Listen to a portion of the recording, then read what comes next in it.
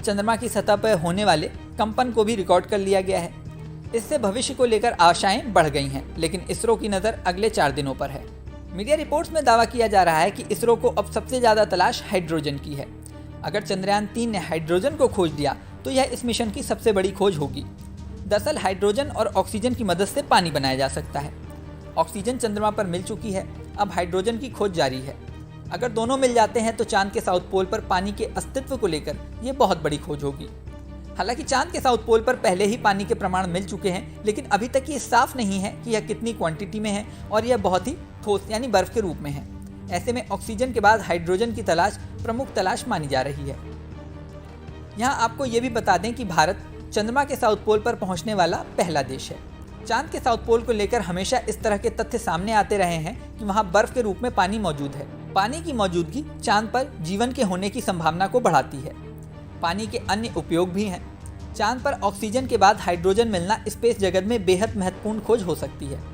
इसके बाद स्पेस एजेंसियां एक कदम आगे के मिशनों के बारे में सोच पाएंगी। हालांकि चांद पर अगले 4-5 दिनों में हाइड्रोजन मिलेगा या नहीं ये तो समय बताएगा, लेकिन इसके अलावा अन्य क्या महत्वपूर्ण खोज हो सकती हैं, इस पर भी भारत ही नहीं दुनिया के तमाम देशों की निगाहें लगी हुई हैं। यहाँ एक महत्वपूर्ण बात यह भी है कि विक्रम लैंडर और प्रज्ञान रोवर जब निष्क्रिय हो जाएंगे तो जरूरी नहीं कि वह दोबारा काम नहीं कर पाएंगे। दरअसल लैंडर और रोवर दोनों में सोलर पैनल लगे हैं। इसी सोलर एनर्जी से ये काम करते हैं। जब तक धरती पर 14 दिन रात बीतते हैं तब तक चांद पर 1 दिन रहता है, और जब तक धरती पर अगले 14 दिन बीतते हैं तब तक चांद पर 1 रात होती है।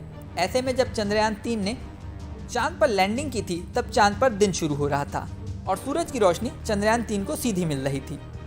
इसी सूरज की रोशनी से चंद्रयान 3 ने काम करना शुरू किया।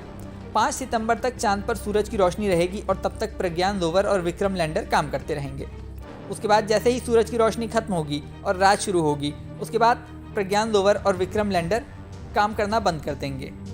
वो तभी तक काम कर सकते हैं जब तक उनके पैनल चार्ज रहेंगे। इसके बाद लैंडर और रोवर निष्क्रिय हो जाएंगे, लेकिन उसके 14 दिन बाद चांद पर फिर सवेरा होगा। तारीख के हिसाब से देखें तो 19 सितंबर को फिर से चांद पर दिन शुरू होगा। दोबारा दिन होने पर क्या लैंडर और रोवर फिर से काम करने की हालत में रहेंगे या नहीं, इस पर दावा किया जा रहा है कि उनके एक्टिव होने की उम्मीद बेहद कम है, लेकिन ये नामुमकिन नहीं है। यानी ये दोबारा काम करना शुरू कर सकते हैं। हालांकि इसकी संभावना 1 या 2% से ज़्यादा नहीं है। इस वीडियो में फिलहाल इतना ही। जल्द ही नया वीडियो लेकर आपके सामने फिर आएंगे।